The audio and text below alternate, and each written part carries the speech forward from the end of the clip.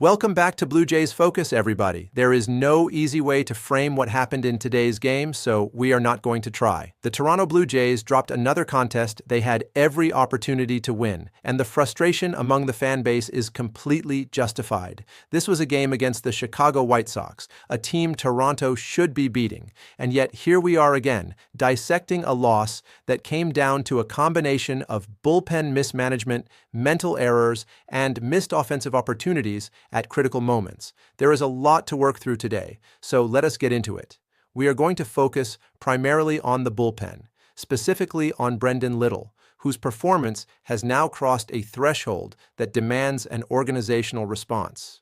We will also talk about the struggles of Tyler Heineman, who is being asked to fill in behind the plate during Alejandro Kirk's absence, and we will close with some of the genuine positives from today's game, because they do exist, even in a loss like this. Let us start at the beginning of the game. Mason Fluharty opened and surrendered a run, which was not ideal, but that is not the story of this game, and it is not what we are here to dissect. The story of this game, at least from a pitching standpoint, begins and ends with Brendan Little. Before we get there, it would be a disservice not to acknowledge what Lázaro Estrada did today, because it was genuinely exceptional. Estrada, called up from AAA Buffalo, delivered 4 hitless innings in what can only be described as a masterclass performance for a pitcher stepping into that situation. 4 hitless innings, clean execution, and the kind of composure you want to see from a young arm getting a meaningful opportunity at the big league level. In a game full of frustrating moments, Estrada was the clearest bright spot on the pitching side, and that performance deserves recognition before we move on. Now, to Brendan Little. Vladimir Guerrero Jr. hit his first home run of the 2026 season today, a significant moment for a player whose bat the Blue Jays desperately need to heat up. That home run put Toronto ahead 2-1, and at that point, the bullpen had a lead to protect. Manager John Schneider turned to Brendan Little, and what followed was one of the most difficult things Blue Jays fans have had to watch from a relief pitcher in recent memory. Little surrendered 3 earned runs, gave up back-to-back home runs, both to left-handed hitters, and handed the lead back to Chicago in a single catastrophic sequence. The decision itself raised immediate questions. Little has been struggling in a manner that goes well beyond a rough patch or a small sample of bad outings. This is a sustained, multi-month deterioration that has been visible to anyone paying attention. Dating back to last season following the All-Star break, Little's numbers have been objectively poor across virtually every meaningful pitching metric. Over his last 41 appearances, spanning the regular season and postseason, he carries a record of 0 wins and 4 losses, an ERA of 8.74, a whip of 2.09, and an OPS against that reflects a pitcher who is being hit consistently and hard. These are not the numbers of a pitcher who is working through a minor mechanical issue. These are the numbers of a pitcher who is in a fundamentally broken state. What makes today's outing even more alarming is the specific nature of the damage. Prior to this game, Little had faced 239 left-handed hitters across his major league career and surrendered just 2 home runs to that group.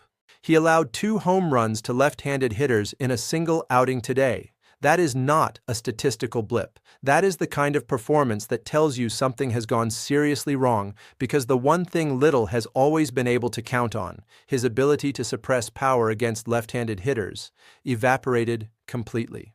The most puzzling detail within an already puzzling outing is that Little did not issue a single walk. His command, at least in terms of throwing strikes, was functional, and yet the results were disastrous. That combination, throwing strikes but getting hit hard, giving up home runs to the hitters he historically dominated, points toward something deeper than mechanics alone. There is a growing conversation in the fan base and among those who cover this team closely that what Little is dealing with may be mental rather than physical, and that assessment is difficult to argue against at this point. When a pitcher with his history of success against left-handed hitters suddenly cannot get them out even when he is throwing strikes, the issue is not arm slot or grip. Something has shifted in how he is processing the moment. Keegan Matheson, who tends to be measured and reserved in his evaluations of individual players, made a pointed observation after today's game. He noted that Little still has an option remaining, which means the Blue Jays have a mechanism to send him to AAA without exposing him to waivers. Matheson's framing was clear.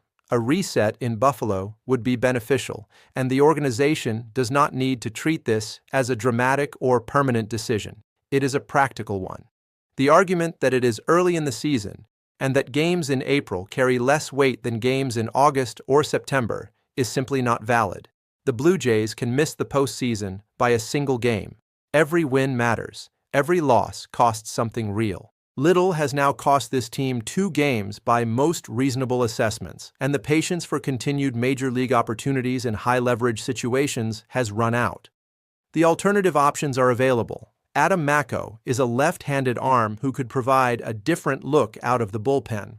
Patrick Corbin, who is in the process of building up with the Buffalo Bisons and is reportedly starting a game for them today, is expected to join the big league roster within the next week or two. Lázaro Estrada's performance today demonstrates that there are capable arms in the system ready to contribute.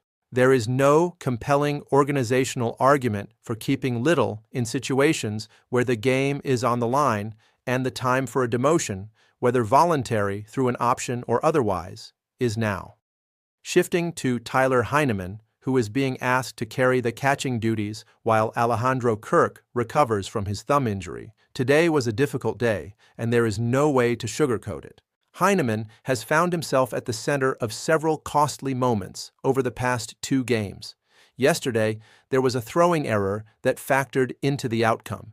Today, he ran to third base with 2 outs in a situation that effectively removed the possibility of Vladimir Guerrero Jr. driving in a run from the plate, eliminating what could have been a significant offensive moment for Toronto's best hitter.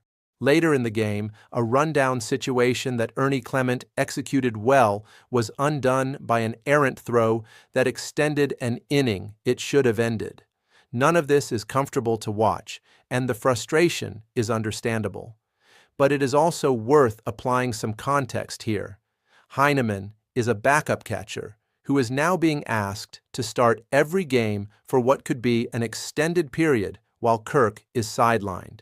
That is a difficult role to step into at any point in a season, let alone when the team around you is also navigating injuries, inconsistency, and heightened pressure to win. He was visibly upset with himself in the dugout after the rundown play, which at the very least tells you that the accountability is there. The hope is that the execution follows as he settles into a starting role he was not originally built to carry for an extended stretch. The offense, broadly speaking, continues to be a source of concern. George Springer's OPS has dropped to .609 on the season. Andrés Giménez is sitting at .413. The decision to deploy Giménez rather than Addison Barger or Jesus Sanchez with the bases loaded and 1 out in a critical situation was a questionable one, though the logic of wanting contact in that spot is at least defensible on the surface. Vladdy Guerrero connected on his first home run of the year and looked like he might have had a second one earlier in the game as well, which is at least a sign that his swing is beginning to find its form. Dalton Varsho continues to work through his own early season struggles, and Ernie Clement, who took a ball off his foot during the game, is a player the Blue Jays will want to monitor for availability going forward. Miles Straw continues to do what he does. He contributes within his role, plays the game the right way, and provides value in the areas he is asked to contribute. Tommy Nance bounced back well after some recent inconsistency and looked sharp in his appearance today. And again, Lázaro Estrada's 4 hitless innings were as good a performance as this bullpen has seen from any arm this season in terms of clean, commanding execution over multiple frames. The big picture on this team right now is one of a roster fighting through a convergence of injuries, mental mistakes, and offensive inconsistency at the worst possible time. The Blue Jays are not just dealing with the Kirk injury. They are managing a rotation that has been gutted by the absences of Trey Yesavage, Jose Barrios, Shane Bieber, and others. They are leaning on a bullpen that is being overworked because there are not enough healthy starting pitchers to provide consistent length. And they are doing all of this against a schedule that was supposed to be a manageable stretch before the calendar gets more difficult. The injury to Kirk is particularly significant because it removes one of the more consistent offensive presences from the lineup at a time when the Blue Jays can least afford it. The next man-up mentality is real and necessary, but it does not change the fact that the team is operating with a depleted roster across multiple positions and multiple roles simultaneously. What needs to happen now is straightforward, even if the execution is complicated. Brendan Little needs to be optioned to Buffalo. The decision should not be delayed any further. A pitcher who has been this consistently damaging over a 41-game stretch is not a situational option, he is a liability, and the results today made that undeniable. The organization needs to bring in a left-handed arm with a fresh perspective, whether that is Mako, Corbin upon his activation, or another option from the system. The offense needs to clean up the mental mistakes that have been costing the team base runners and outs in critical situations. These are correctable errors, but they require consistent attention and accountability from both players and the coaching staff. And John Schneider, for his part, needs to make bullpen decisions that reflect the reality of what the data and the results are telling him, rather than the hope that a pitcher who was once excellent will rediscover that form in a high-leverage moment with the game on the line. Patrick Corbin's activation cannot come soon enough. Trey Yesovich's continued progress toward a return is the light at the end of the tunnel for this rotation, and the underlying talent on this roster, when healthy and functioning, is still good enough to compete in the American League East. But right now, in this moment, the Blue Jays need to make a decisive move. The fan base has reached its limit with Brendan Little, and frankly, the evidence supports that frustration entirely. Let us know in the comments below what your thoughts are on today's game.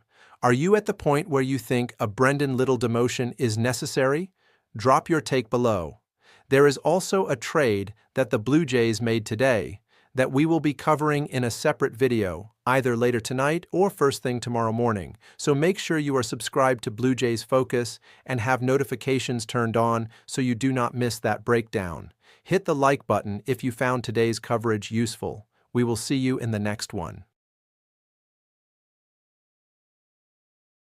Hey everyone, I'm working to hit 1,000 subscribers and I need your help to get there. If you enjoy this content, please hit that subscribe button right now.